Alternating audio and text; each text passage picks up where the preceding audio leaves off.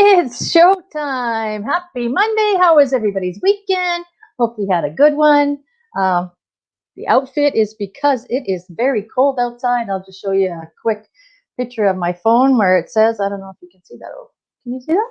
Minus 24 here in Medicine Hat. With the wind chill, it is down to, says with the wind chill, it says it feels like minus 34 here in our winter wonderland.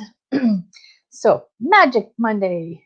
Welcome everybody. Welcome everybody. So we're going to talk about portion control and why do we need portion control?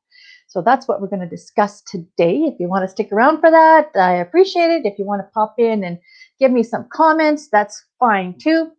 There is a link up above, as you can see over here in the, where am I? That was backwards. Up there in the corner, up there, right there. It says StreamYard. So this is a third-party software here that I'm using. And you just have to give it permission so that I can see your profile picture pop up on my screen if you want to participate in the conversation. And I do appreciate everyone's feedback. For anybody that is coming in on the replay, do let me know where it is that you're coming in from. Let me know what your weather is like. Let me know if you're where it's somewhere nice and warm. You can do this just like Patricia did today. Hello, Patricia. Yes, it is freezing. Hopefully you're by your fireplace and staying warm inside. So I'm just popping home here on my lunch break. I am working here later this evening till 6 o'clock tonight, so thought I'd jump on here quickly in the day here. I'm going to keep it short and sweet to the point. I know all of our time is valuable, so I don't want to take too much of your day away from you. So if we have not met before, my name is Heather Edmondson, and welcome to my community where I create a healthier you. We share tips and strategies on how to look after your health the best way possible. So I assist others to reach their health and fitness goals through coaching, mentorship, and accountability. So let's go kick those sugar cravings to the curb.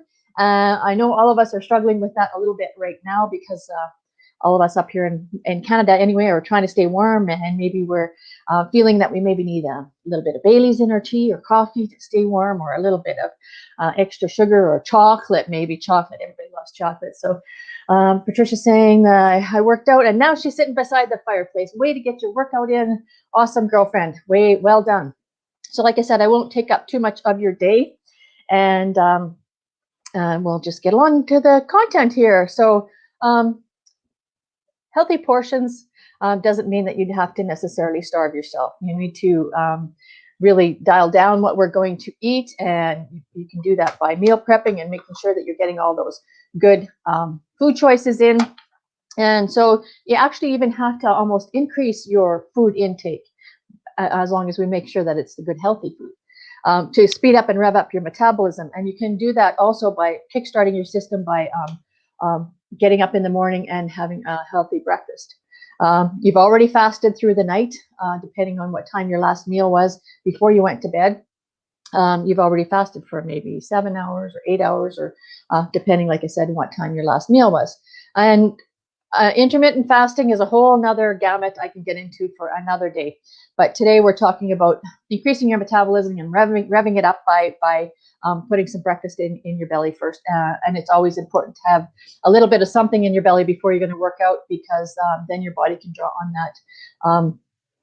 that energy to provide you that through your workout.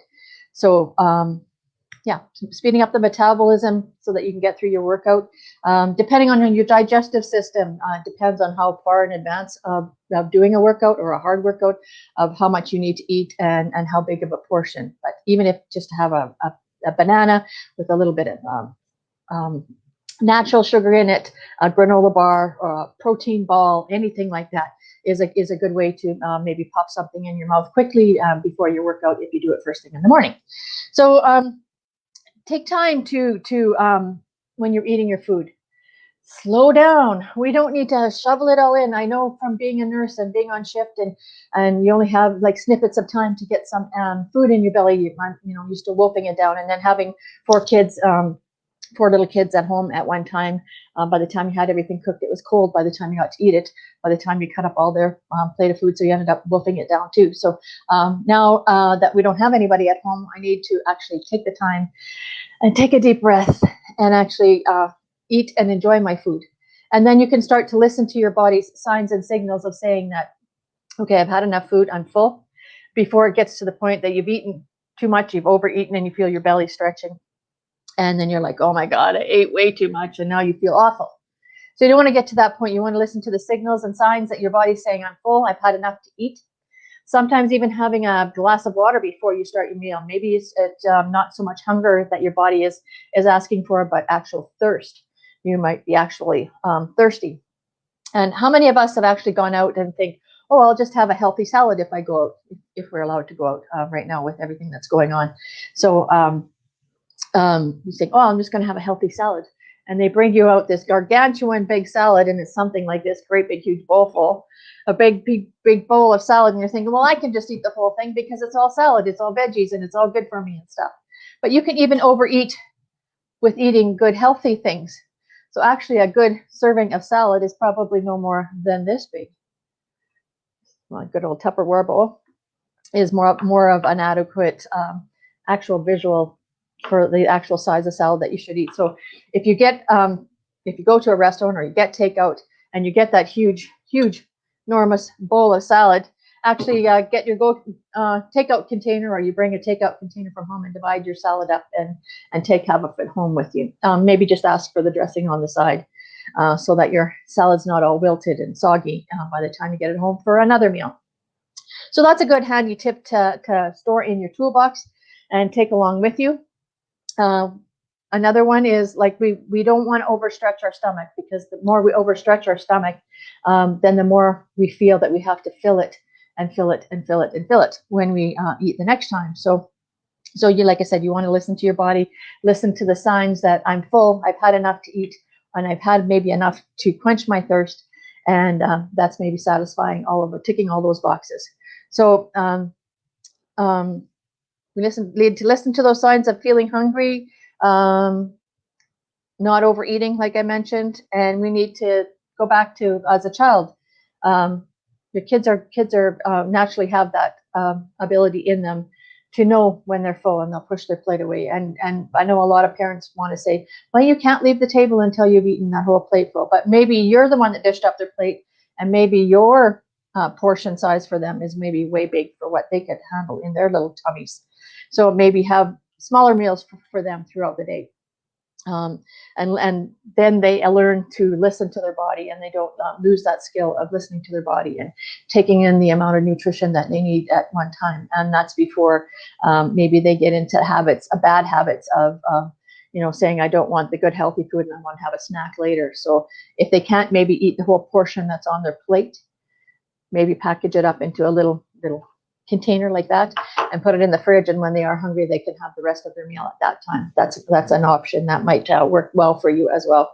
So good tips. Need to slow down my eating. Yes, we all need to slow down, especially eating raw carrots and stuff. I've been trying to have raw carrots when I'm driving from point A to point B, and that is not a good thing to eat when you're by yourself, because you can choke on those little things and then have a coughing fit, and then I'm snotting all over the place and inside my mask, and it's just a gong show. So yeah, slowing down to eat is a really good tip to have in with you. So like I said, having the breakfast to kickstart your metabolism. And have you ever calculated how much water you need to have in a day?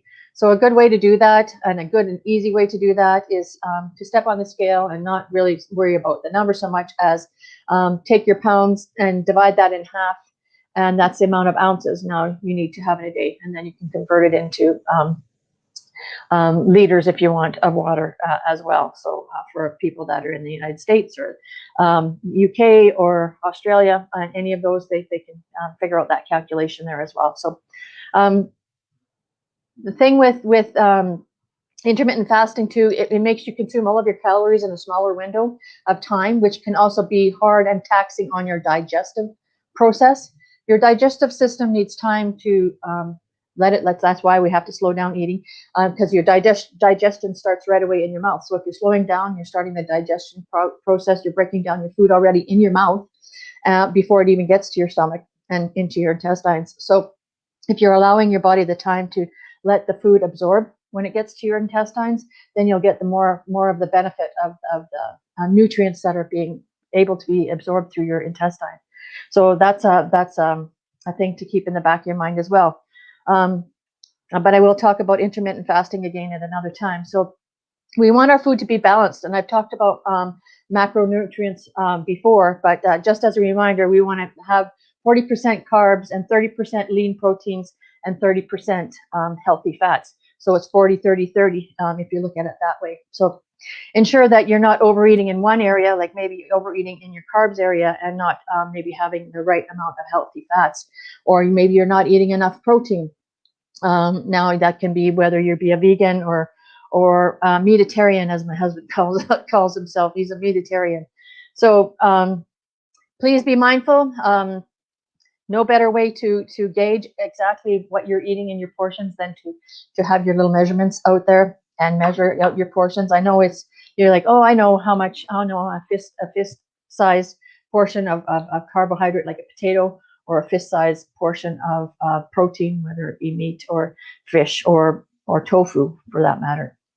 Can be a really good way to gauge it. But if you actually measure it and actually weigh out the amount of grams or kilograms or ounces, I guess, depending on which system you use, gives you a better gauge of actually how much protein that you're actually getting into your body, or carbohydrates or fats or whatever it is that you're measuring.